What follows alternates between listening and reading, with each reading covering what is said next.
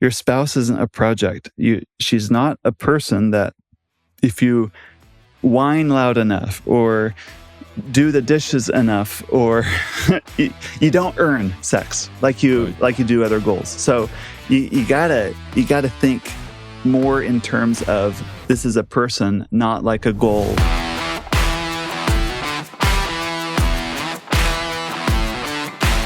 Well, hey guys, welcome back to another episode of ISI Brotherhood Podcast. Listen, we're going to talk about a topic today that many of you guys privately we talk about in the small group, but it's why don't we have more sex? And you're like, Big A, really? Are we going to go there? Well, let's be honest. This is one of those questions that every man has thought, but very few have ever talked about. In this episode, we're going to go there. What gets in the way of sex in marriage and how do we fix it? Well, hey, let me just make a special note.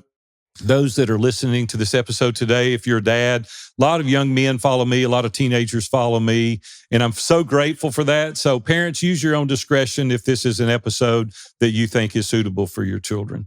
Well, hey, let me welcome our co-host on today, Dan Purcell. Dan, it is so happy good to have be you, buddy. here. This is great. Yeah, man, I'm so glad to have you. This is a space that you've been in for a long time. You actually, for those that are listening, Dan taught this session at one of our live events, and it was the most attended live session we've ever had. And so this is a real need. It's a real thing.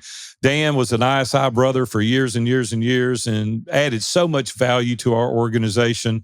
And we just thought it would be appropriate, man, for you to come on and be with us today. So thank you.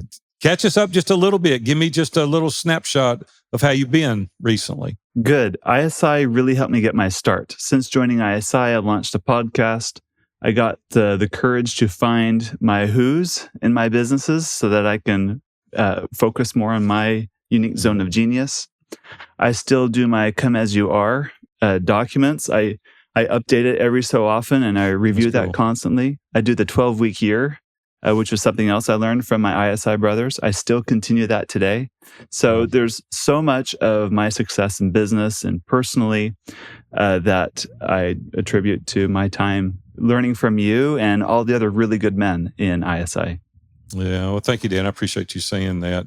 Listen, let's dive into this topic. It's something that in smaller groups, sometimes we'll dive into, but rarely do we really go deep into this. Robin and I have been married 45 years. We've probably experienced most things that we're going to talk about today to some level. But y'all know who we are. You know what we're about. We're willing to go there. We're willing to tread those waters. And I think it's kind of silly not to, because this is a real thing that all couples deal with periodically, and it's a great thing. It's not a bad thing. It's not taboo. It's not something that we shouldn't be talking about. But what have you found in your experience that makes this so difficult to discuss and so difficult to talk about? I think sex in general brings up a lot of feelings of discomfort and shame. And I think sex, regardless of your religious upbringing or not, it inherently comes with a little bit of anxiety. Because let's be honest, it's a part of human behavior, it's part of humanity that's a little weird. Yeah, right. Yeah, it is, especially if you don't talk about it. And then there's problems. And I want to go down through a few problems, and then we'll get into some other things. But one of the things that I have seen over the years in coaching and leading the mastermind groups is there's oftentimes unspoken resentments. There's like these grudges, and it really kills the desire. So what have you seen around your coaching around unspoken resentments and how that plays out? Let's say you and your spouse were dealing with, I don't know, financial difficulty. One person just keeps on spending beyond the budget consistently. Don't you think you'd sit down with your spouse to say, hey, we need to fix this or else some big problems are going to happen? Well, the same would apply to your intimate relationship, your sexual relationship. If things aren't working in the bedroom, I hope you'd sit down with your spouse and say, this isn't working. Let's work this out. And the solutions you might come up with might be creative, might be different than what we originally started with. But still, I think we tend to compartmentalize sex as kind of the other sometimes, while we're comfortable discussing parenting issues or financial issues or maybe in-laws or how to spend our vacation. It's just sex tends to kind of take a different category altogether. And I think there's reasons for that. But I think as couples learn how to talk about it, how to be better listeners to each other, I think couples can really learn how to actually work through their resentments and to overcome them. So you actually have a sex life you enjoy and that you like. And that's what all these guys are looking for and hoping for. Listening to this, they're going to take some of your advice. And here's the thing: it's funny that you said that, because I even know when I got married, we just celebrated our 45th wedding anniversary, and so neither of our parents talked to us about this right before we got married. They didn't. I mean, we go into this thing brand new and figuring it out on our own, and it was awkward. Needless to say, like, I'd prepared for business. We'd gone to school. We'd done those things. We'd made great preparation. But for this, it was a little awkward, and as a dating couple, you don't talk about that stuff too much until, right before you get married, and you want to, be mindful of that. But you get into this, and like you said, you would talk about the budget and not even think about it. But something that's as important as this, I know one of the things that Robin and I really experienced early in our career, and a lot of people that listen to me, follow this podcast, are young in their career, but you're tired. I mean, just the fatigue and the stress that comes along with getting married, and then you're starting a new business or you're starting in a new career, just that mental exhaustion, the physical tiredness. You get to the end of the day and you want to have a nice dinner and hang out with your spouse, and next thing you know, you're like too stressed or too tired, and then that just perpetuates the problem. And so, you don't address it, right? You don't even deal with it. You just go, I'm too tired, or your spouse, Robin would say, hey, I'm tired or not feeling up to it. And then I get this anxiety or anxiousness, or and we're not talking about it, but it's just not, which goes into the next thing I'll talk about in a minute, is the poor communication. But so from a fatigue and stress standpoint, is that kind of at the top of the list you see for most couples? I think so, but it's not it's easy to rattle off a bunch of things that get in the way, like fatigue, stress, discomfort with one's own body, like a body image issue. Sure.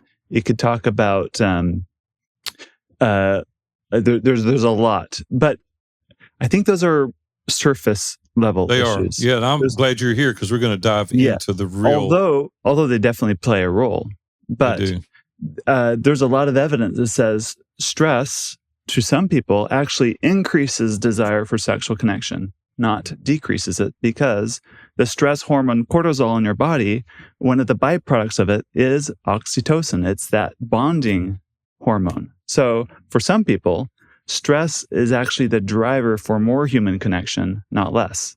So you can't just blanket. Is that true for men and women, or is that men and women? Now, not for both? Everyone, but for some people, they experience this. So you can't just blanket and say, "Oh, it's stress." That's why. Yeah. And it's almost not practical to say, "Oh, I'll just take my stress dial from a 9 or a 10 and down to a 2 or a 3, and then boom, we have a great sex life." Although that would be idyllic. That'd be idyllic, but that's not reality. So that kind of advice doesn't really help people, because we need to get more to the root of the issue, which I believe is more about intimacy, which I can define in a minute.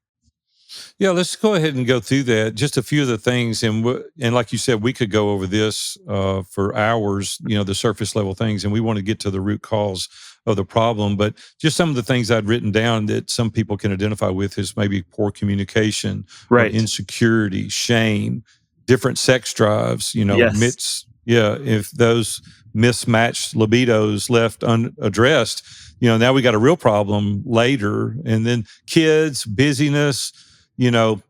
One that's really got me in trouble is lack of non-sexual affection. Yes. Right? It's just holding, caressing, comforting, cuddling, whatever you want to call it, without that leading to something else. And so there's got to be a lot of that, right, for it to be really intimate. So then there's hormonal issues, there's medical issues, there's porn distractions, there's spiritual disconnection. But let's dive into some of the things you talked about, intimacy. So let's kind of go there. We know what the surface level things are. What is the root cause of this problem, primarily from your vantage point? Well, to prepare for this episode, I came up with 3 ideas, 3 concepts. And I'm titling these things, what men can do to have a better sex life with their wife. And the first one is what I hear a lot is when they're having a lot of distress about their sexual relationship, a lot of their thoughts go to, it's my spouse's problem. If only they would blank, our sexual frustrations would go away. Like, if only she wasn't so tired all the time. If only she wasn't so absorbed with the kids. If only she got over her hangups about X, Y, or Z, then our frustrations would go away. It's that line of thinking. But the core of it is thinking it's the spouse's problem, not their own problem. Yeah. What do you suggest for couples how to broach this topic of conversation to do a self-reflection? Like, what do we, or how can we approach that? Because it's a difficult topic, even if you've been married a long time, right? It's Right. very sensitive in nature.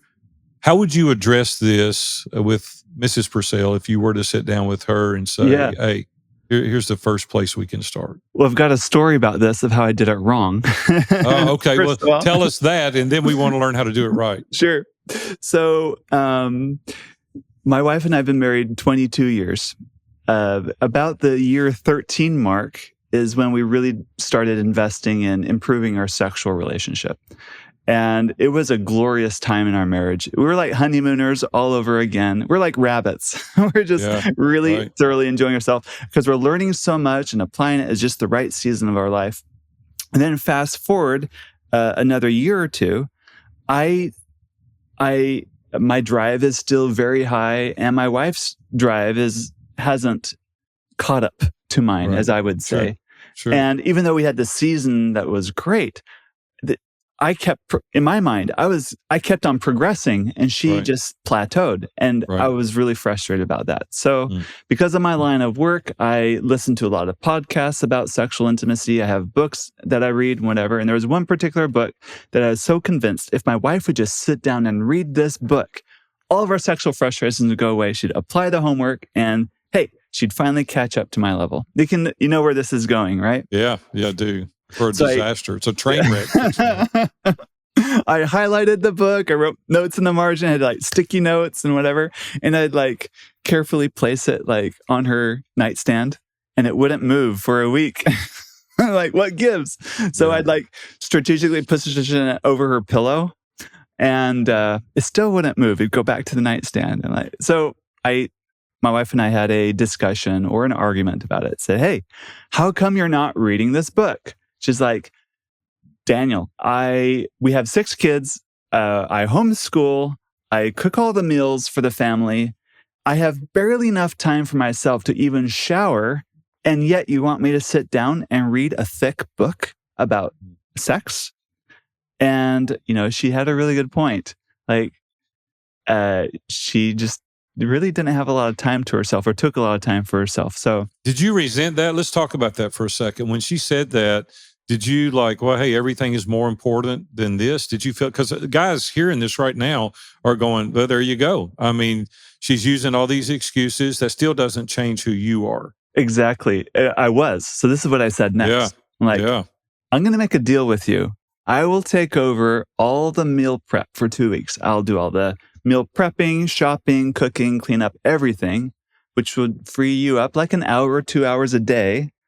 And in exchange, take that time instead, draw a bath for yourself, relax, take some time for yourself, and read the book instead. So she reluctantly agreed.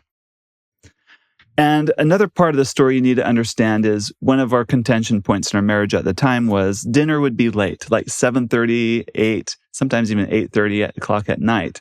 And when you're having dinner that late and you're cleaning up dinner and then you put the kids to bed, it's really late. And there's no couple time anymore. Sure. So I wanted dinner done earlier in the day so that we could actually have an evening together, maybe even play with our kids. And then sometime just for us before we were too exhausted to go to bed.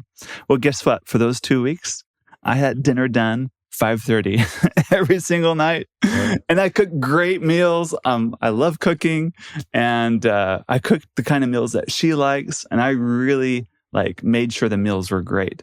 But here's the thing, Big A, I let her know it. I let her know what a good job I was doing. Yeah. And I would make little comments like, I work full time and I still manage to get dinner done on time. I thought you were smarter than that, Dan. Right? But I was very subtle in what I was saying. Yeah. As if to say, look, I have no problem figuring this out. What's your problem? You can't solve this problem. And all right. So picture this. My wife's in the bedroom reading this book that I wanted her to read to fix our sex life. And I'm out there cooking. Is she swooning in the bedroom like, oh, my husband is so wonderful. He really cares about me. He really wants to give me this time so I can read this book. Is she thinking that? No. Not at all. Instead, she's probably hating the book. She's probably resenting me more. So on a logical level, it sounds like, well, if only my wife would like invest in her sexual relationship and read this book, our sex life will get better. But what we forget is we take an approach that breaks our marriage from a marriage of partners and equality into a hierarchy. And we do this so subtly. In this case, the unspoken undercurrent of all my communication, verbal and nonverbal to my wife was, I have it figured out, you don't. I know better, you don't. I've got it put together, you don't. Like, you're the broken one, you're the one that needs fixing. There's a little bit of superiority in me. And you cannot make passionate love with someone who thinks they're superior to you or that you're subordinate to. It just doesn't work that way in human biology.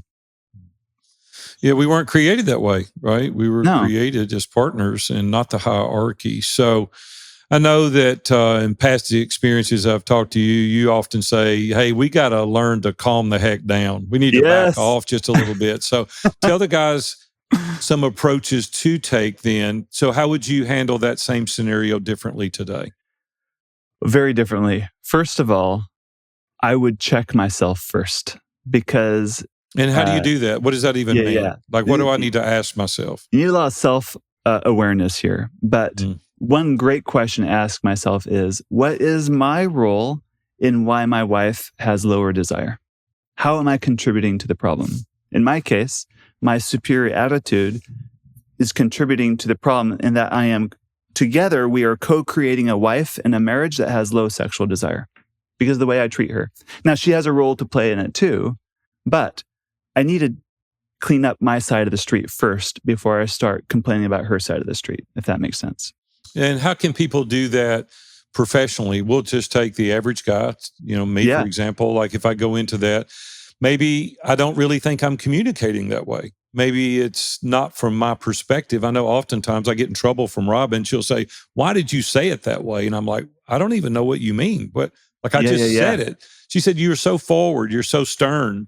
Mm-hmm. Like it doesn't sound like that's coming across with compassion or empathy. And I'm like, God, it's just my personality. Everybody knows Big A is just straightforward. And she's like, well, I don't like it that way. I don't like it when you say it that way. So what do you say to those guys that are like, man, I didn't even know that. I didn't even realize maybe some of these things that I, were doing. Yeah. I have two ideas there. First is your spouse can be your number one ally in helping you because your spouse knows you better sometimes than you know yourself. You know what Jesus teaches about the plank in our eye and the speck in the other's eye? Sure. There's actually a lot of truth in psychology about that, in that our brain is very good at self-deception. We like to have a high opinion of ourselves and a poor opinion of other people. It's very, very easy for us to see the littlest speck in someone else while ignoring the beam in our own. So there's a lot of truth to that. So if you can, with all the humility you can muster, go to your wife and say, honey, what is it about me that is hard for you to be married to me? That's a powerful question to ask. And you may not like the answer, but what is it about being married to me that is hard for you? That would be very revealing and help you kind of maybe see where some of the planks are in your own eye. Yeah, without a question, other people see you differently than you see yourself. Yes. Without any hesitation or question whatsoever. So a lot of guys, and I can only speak for guys because that's who I talk to. I lead guys, I teach guys, I coach guys, would lead the mastermind. There's a lot of anxiety about sex. There's a lot of guys, a lot of discussions in our groups, and then individually when I'm coaching about having a great amount of anxiety. How do we get control of that anxiety? Yeah. A lot of times our anxiety is masked. For example, you might look at your spouse and say, anxious about sex? I'm not anxious about sex. You're the one that's anxious about, I don't know, trying new positions or new locations or XYZ. I'm fine with that. And you're not. Mm. But anxiety about sex has little to do with novelty or comfort with novelty. Anxiety has to do with how you behave when you don't get what you want. In other words, Ooh, if I'm not getting enough sex that I think I want, how do I behave? And I'm not good at that, to be honest with you. It's created a lot of arguments in our marriage over time. She's like, you're pouting like a teenager. Yeah. And I'm like, well, I don't even know how to answer that. Like, that's true. Right. You're pouting like a teenager because you're anxious. Yeah. Yep. Yeah. So anxious about sex isn't about like the sexual acts themselves, but it's about what you do when you don't get what you think you want or what you think you need. So that's a great mirror to hold up to yourself. Like, how do I behave when I don't get what I want? And sometimes diffusing anxiety or learning how to control your own anxiety is like, look, it's been a few days and it's not going to happen tonight. I will be fine. I will be okay. That's like learning how to self-soothe, or like, it's all right, I'm just going to go for a run or going to go work out. Or it might be, I'm going to go talk to some friends that I trust, or some healthy activities that help you kind of self-soothe, or talk to a friend that you trust. Or it might be, church leaders or people in a small group at church, whatever. But it's got to be good and healthy, right? You're not going to go to an echo chamber where they'll reinforce your anxiety. That's not healthy.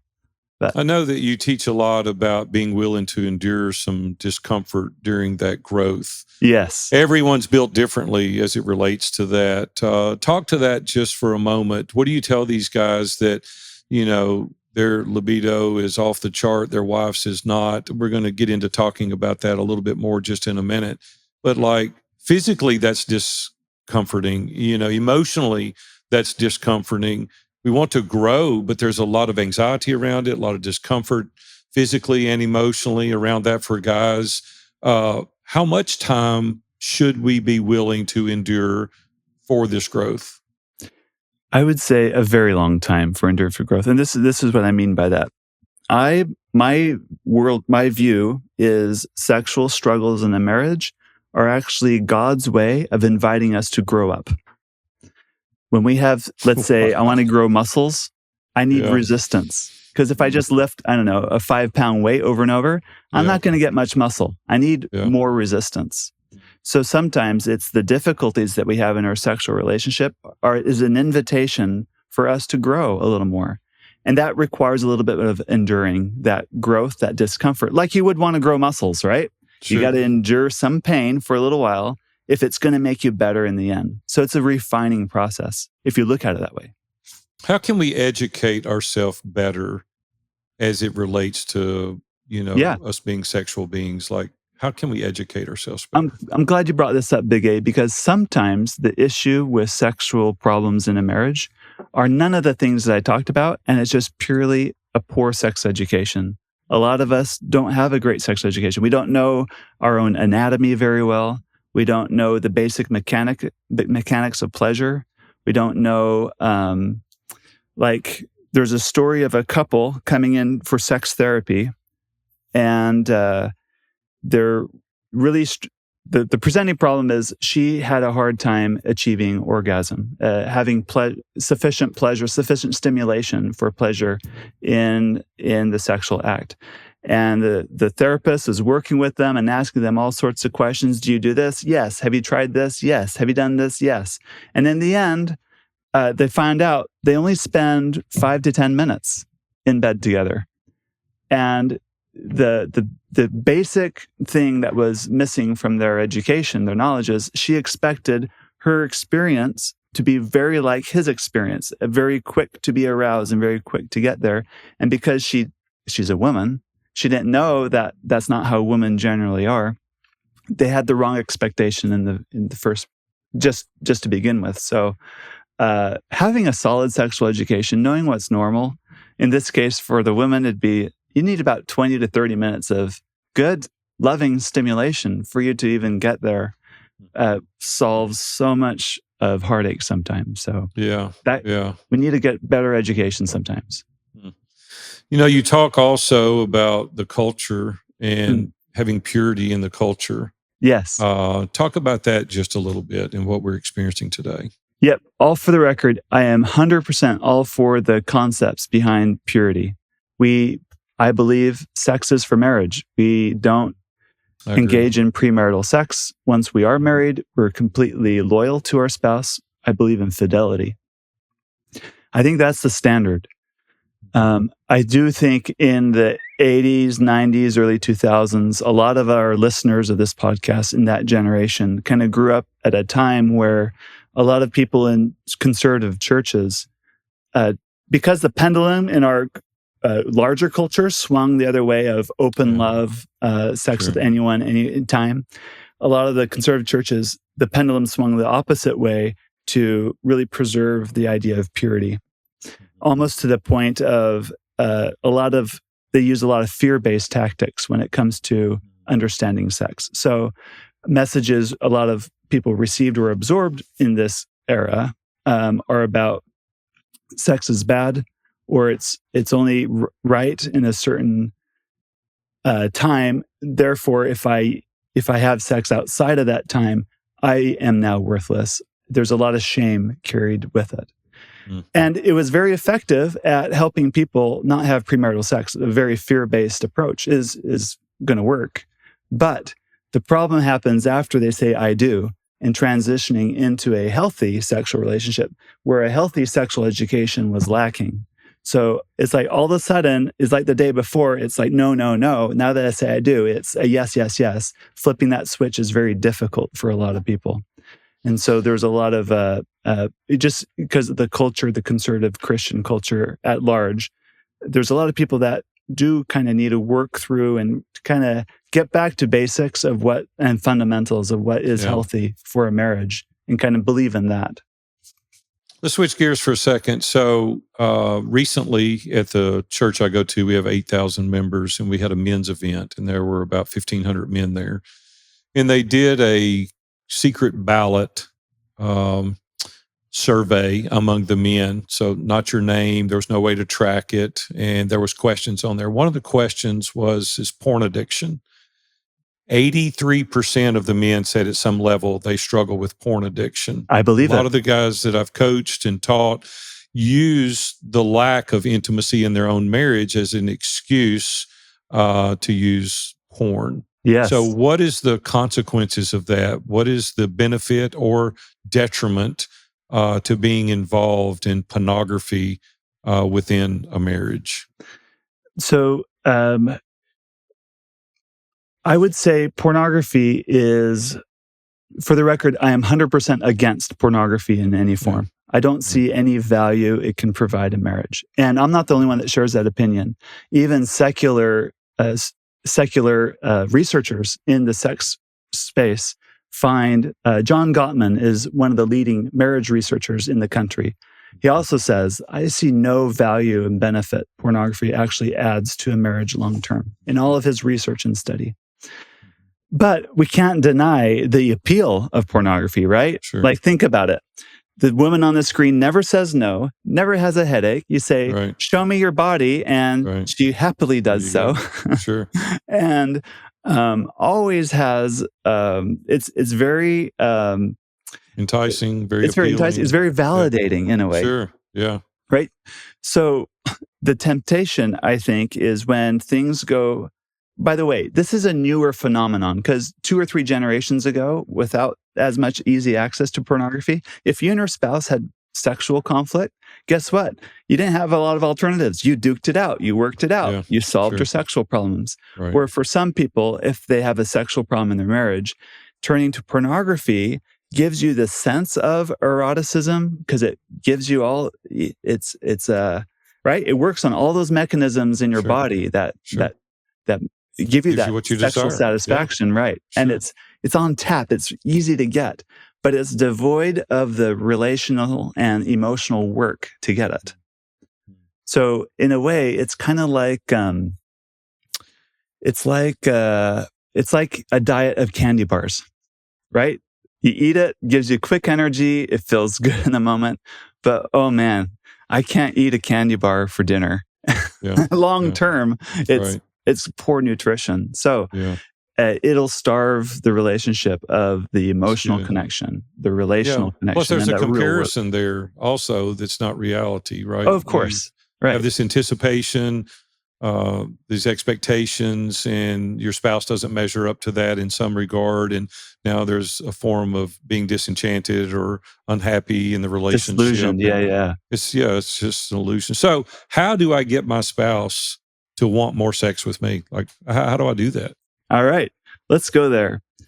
One particular trap that I see working with a lot of successful men, I know ISI is filled with a lot of them, is you generally attract people who have learned how to work really hard and achieve goals. These are people like you, Big A, and Seth, and others who have learned, if I work hard enough at this, I will succeed. They have a lot of that self-confidence. So when they want more sex in the relationship, a lot of times the approach goes to, I kind of know what I want. I know how to get there. If I work hard enough at this, then I will get what I want. But that line of thinking doesn't always translate to intimate relationships because your spouse isn't a project. She's not a person that if you whine loud enough or do the dishes enough or you don't earn sex like you do other goals. So you gotta think more in terms of this is a person, not like a goal or not something. This is something very different from me. I married someone very different from me. She has different ideas about things. And aren't we so like that though? I can just tell you over the years, man, hey, I carried out the trash. I helped dust. I helped vacuum. I did all the things with the kids. Like, surely now, right? Yeah.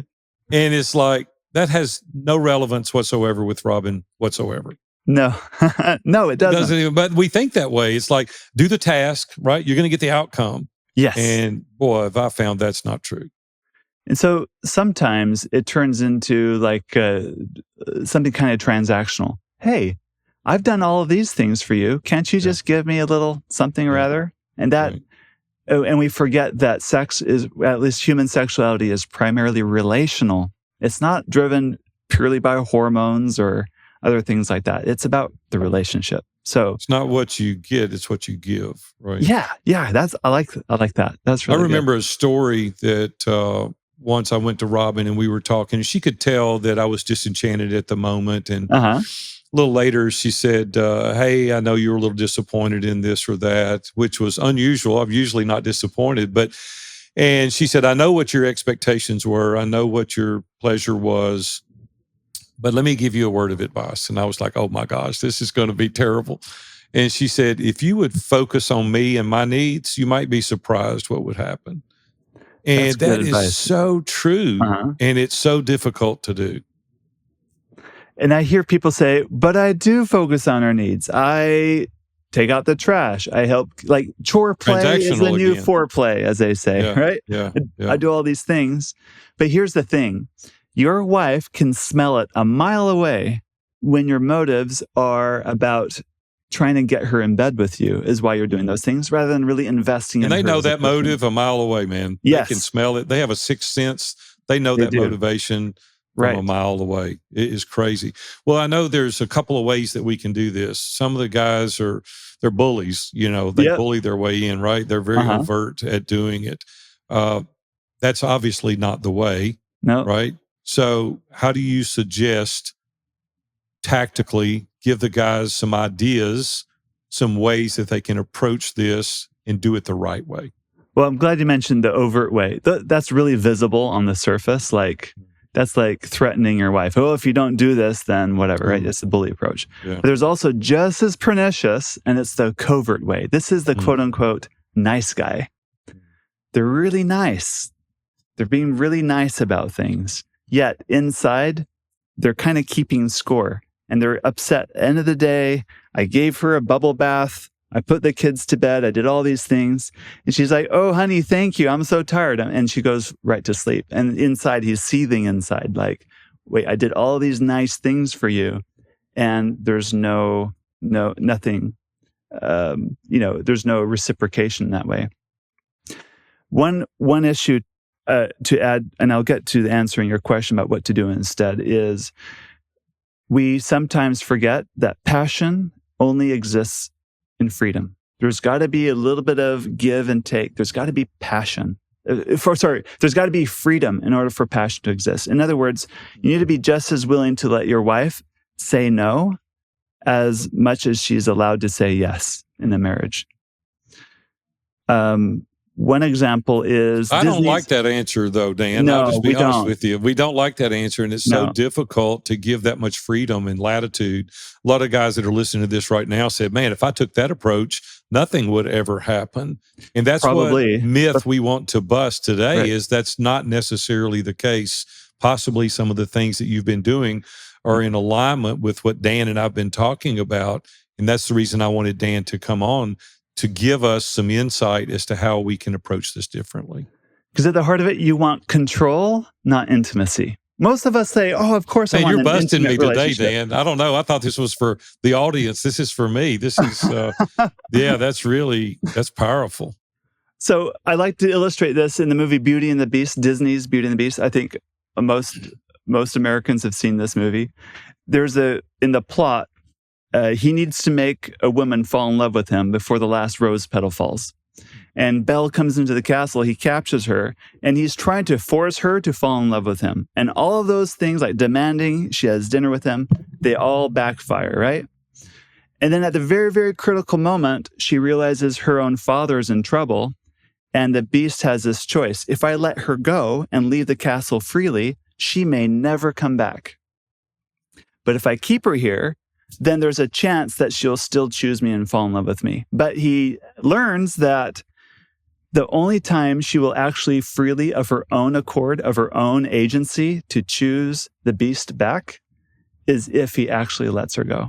So he lets her go, and everyone in the castle's like, what are you doing? Big mistake. Like, now we're doomed forever. Why'd you do that, right?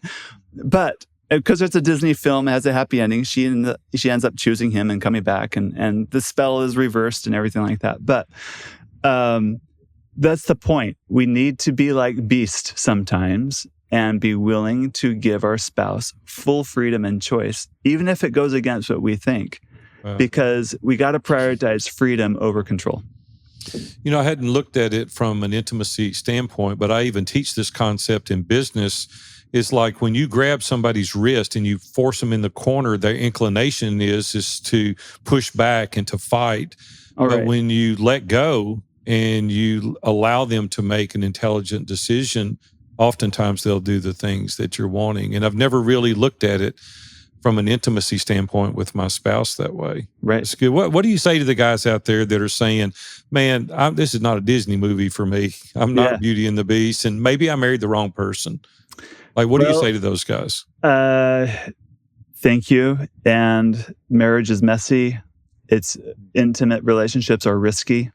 There's an inherent risk with relationships. And there are going to be some cases where your spouse will just not choose you back. And it is really heartbreaking. And there's no formula. There's no strategy. There's no magic pill or silver bullet that fixes those situations. Because you're married to another person with their own thoughts and feelings. And it does happen. There's nothing you can do really without control, of course. And even control is pseudo-control. Like, people hate being really controlled. Don't. Yeah, they do. In the end, you need to honor another person's choice.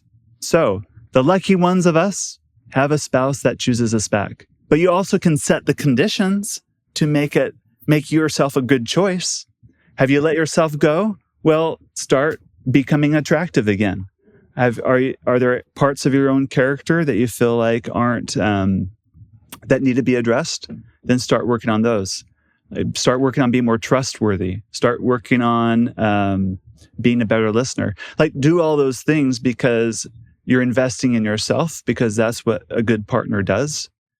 And that's what makes you a very attractive choice. So even if your spouse chooses otherwise, you have a consolation prize, and it's no small consolation prize that at least you yourself have become a better man as a result. And if this relationship ends and you do go your separate ways, in cases that does happen, well, you're going to be that much more prepared for the next relationship rather than just repeating the problems that were happening in your first relationship into the second relationship.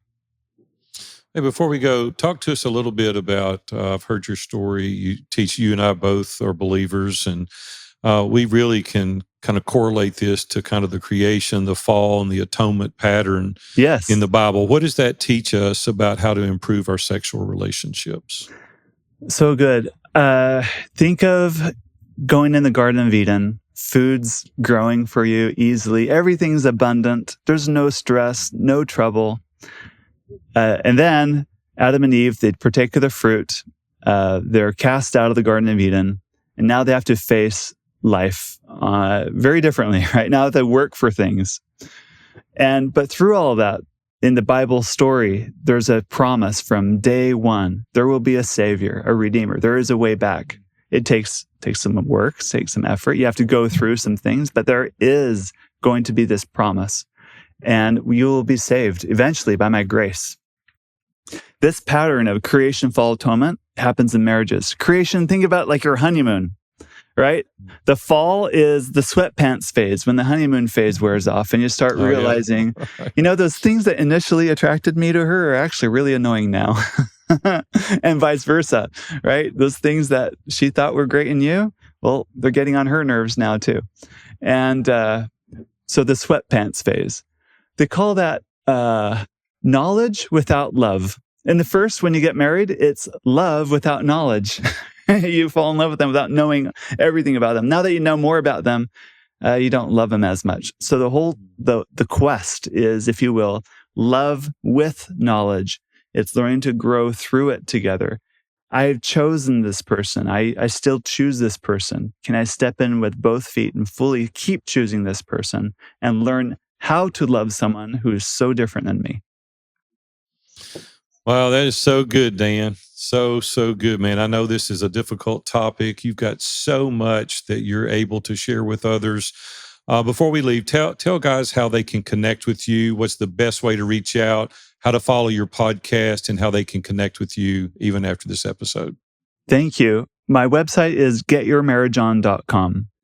And I have a special gift for the listeners.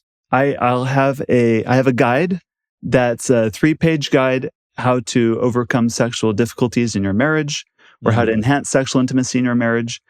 And you can go to getyourmarriageon.com/ISI. And from there, you can find my podcast and things like that there.